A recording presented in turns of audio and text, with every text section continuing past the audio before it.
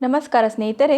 ಇವತ್ತಿನ ದಿವಸ ವಿಶೇಷವಾಗಿ ವಸಂತ ಪಂಚಮಿ ಅಥವಾ ಬಸಂತ ಪಂಚಮಿ ಅಂತ ಏನು ಹಬ್ಬವನ್ನು ಆಚರಣೆ ಮಾಡ್ತೀವಲ್ಲ ಅದರ ಸಲುವಾಗಿ ಪೂಜೆ ಸಮಯ ಏನಿರ್ತದೆ, ಪೂಜಾ ಹೆಂಗೆ ಮಾಡಬೇಕು, ಯಾವ ರೀತಿ ಮಾಡಬೇಕು, ಸರಸ್ವತಿ ಪೂಜೆ ಹಾಗೆ ಇದರ ಆಚರಣೆ ಹೆಂಗೆ ಬತ್ತು, ಹಿನ್ನೆಲೆ ಏನು ಬತ್ತು, ಇತಿಹಾಸ ಏನು ಬತ್ತು, ಪ್ರತಿಯೊಂದು ಈ ವಸಂತ ಪಂಚಮಿಯ ಬಗ್ಗೆ ತಿಳಿಸಿ ಕೊಡ್ತಾ ಇದ್ದೇನೆ.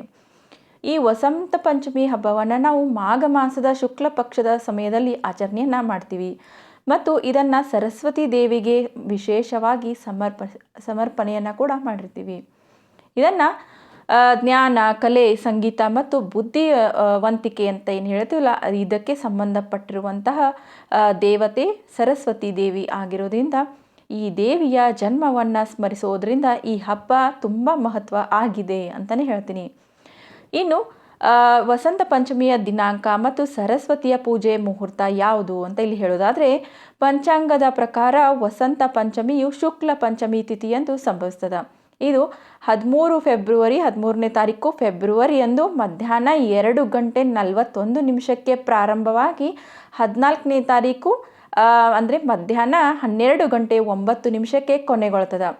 ನಾವು ಸೂರ್ಯೋದಯದ ತಿಥಿಯನ್ನು ಗಣನೆಗೆ ತೆಗೆದುಕೊಂಡು ಈ ಹಬ್ಬವನ್ನು 14ನೇ ತಾರೀಕು ಫೆಬ್ರವರಿ 14ನೇ ತಾರೀಕು ಇದನ್ನು ಆಚರಣೆಯನ್ನು ಮಾಡಬೇಕಾಗ್ತದೆ.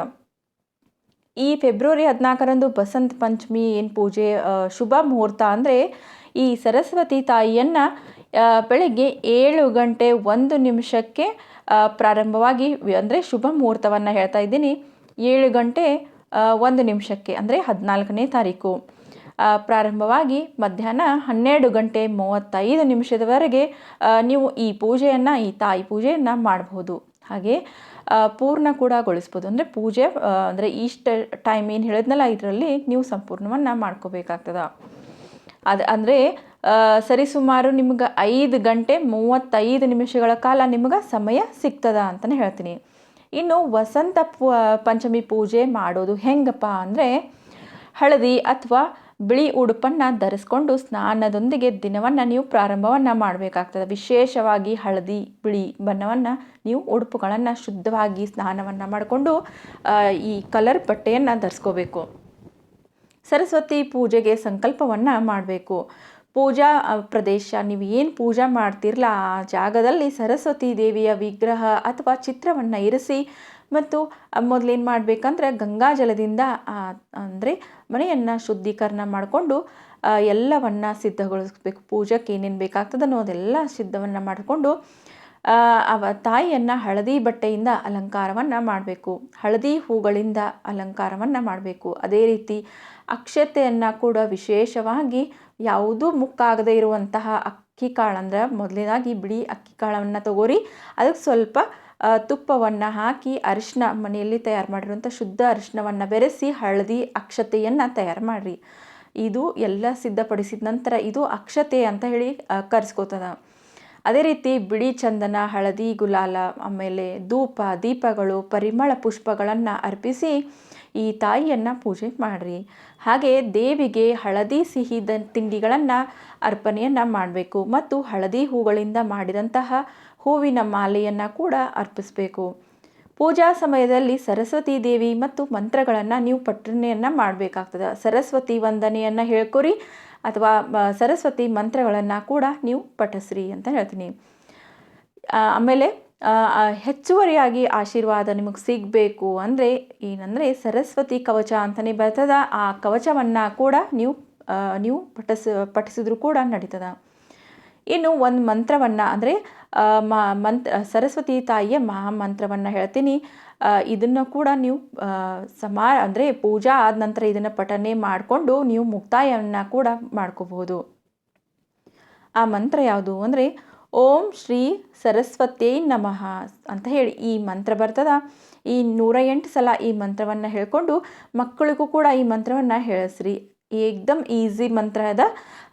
ಓಂ ಶ್ರೀ ಸರಸ್ವತಿ ನಮಃ ಅಂತ ಹೇಳಿ ಈ ಮಂತ್ರವನ್ನು ಪಠಿಸೋದ್ರ ಮೂಲಕ ಈ ವಸಂತ ಪಂಚಮಿ ಅಥವಾ ವಸಂತ ಪಂಚಮಿ ಏನಂತೀವಲ್ಲ ಸರಸ್ವತಿ ದೇವಿಯನ್ನು ಗೌರವಿಸಲು ಮಾತ್ರ ಅಲ್ಲದೆ ವಸಂತ ಋತುವಿನ ಆರಂಭವನ್ನು ಇದು ಗುರುತಿಸಲ್ಪಡುತ್ತದೆ ಅಂತಲೇ ಹೇಳ್ತೀನಿ.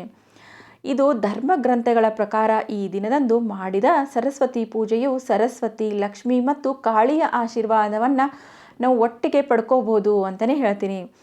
ಅದೇ ರೀತಿ ವಸಂತ ಪಂಚಮಿ ಆಚರಣೆಗಳನ್ನು ಭಕ್ತಿಯಿಂದ ನಾವು ಸ್ವೀಕಾರ ಮಾಡೋಣ, ಆ ದೇವಿಯ ತಾಯಿಯ ಕೃಪೆಗೆ ಪಾತ್ರರಾಗೋಣ ಅಂತಲೇ ಹೇಳ್ತೀನಿ.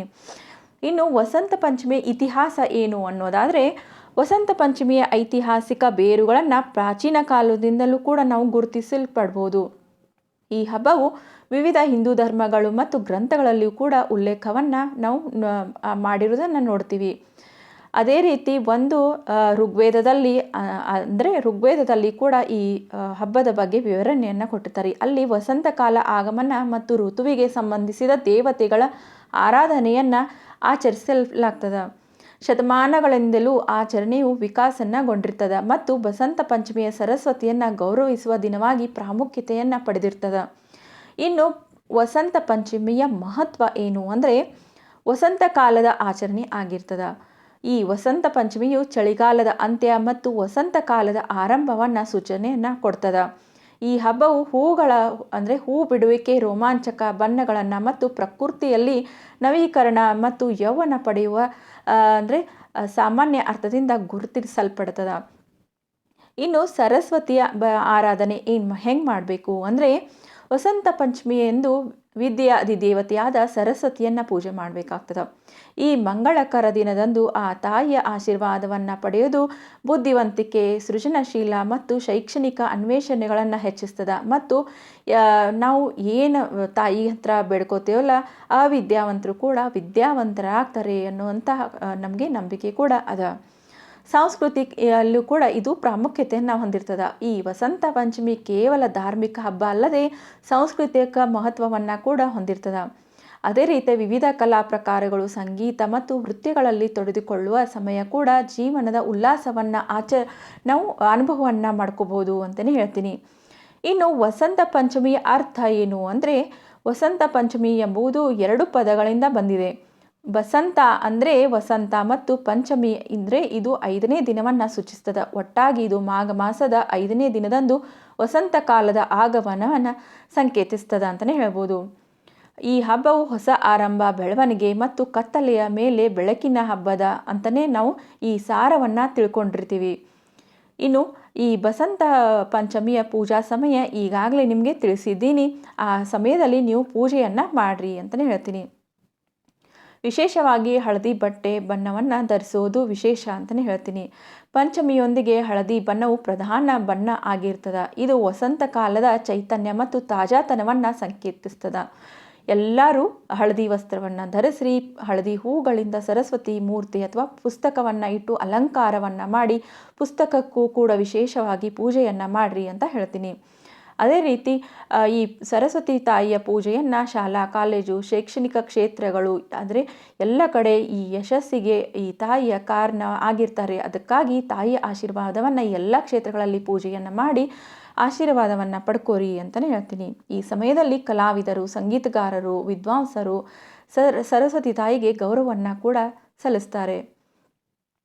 ಅದೇ ರೀತಿ ಈ ವಸಂತ ಪಂಚಮಿ ಅಂತ ಏನು ಹೇಳ್ತಲ್ಲ, ಈ ವಿಜೃಂಭಣೆ, ಈ ಹಬ್ಬದಲ್ಲಿ ನಿಸರ್ಗವೇ ಕೈ ಜೋಡಿಸಿ ನಮಗೆ ಅಂದರೆ ಪೂಜೆಯಲ್ಲಿ ಕೈ ಜೋಡಿಸಿರ್ತದೆ. ಅದು ಹೆಂಗಪ್ಪ ಅಂದರೆ, ಸಾಸಿವೆ ಹೂಗಳಿಂದ ಅಲಂಕರಿಸಿದ ತುಂಬಿಕೊಂಡಂತಹ ಹೊಲಗಳ ನೋಟವು ಹಳ್ಳಿ ಕಡೆ ಇದ್ದವ್ರಿಗೆ ಇದೆಲ್ಲ ಅನುಭವ ಆಗಿರ್ತದೆ ಅಂತಲೇ ಹೇಳ್ತೀನಿ. ಈ ಹಬ್ಬದ ಅನುಭವವನ್ನು ನೀಡ್ಕೊಂಡಿರ್ತಾರೆ.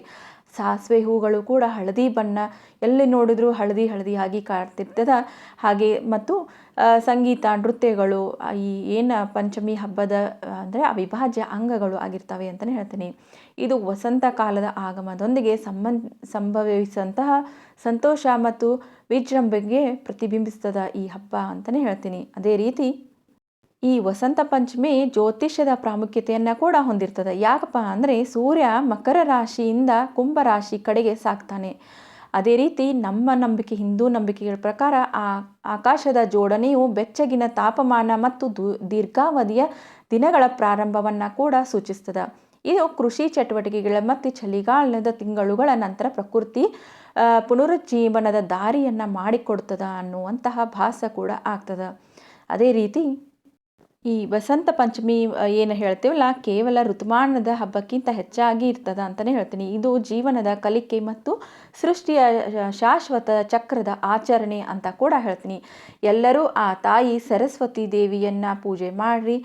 ಸರಸ್ವತಿ ದೇವಿಗೆ ನೀವು ಆಶೀರ್ವಾದಕ್ಕೆ ಪಾತ್ರರಾಗ್ರಿ ಅಂತಲೇ ಹೇಳ್ತೀನಿ. ಅದೇ ರೀತಿ ಈ ವಸಂತ ಪಂಚಮಿ ಆಚರಣೆ ಬಗ್ಗೆ ಇನ್ನಷ್ಟು ಕೆಲವು ಮಾಹಿತಿ ಇದಾವೆ, ಮತ್ತೆ ಮುಂದಿನ ವಿಡಿಯೋದಲ್ಲಿ ಹೇಳ್ಕೊಡ್ತೀನಿ ಸ್ನೇಹಿತರೆ. ನಮಸ್ಕಾರ.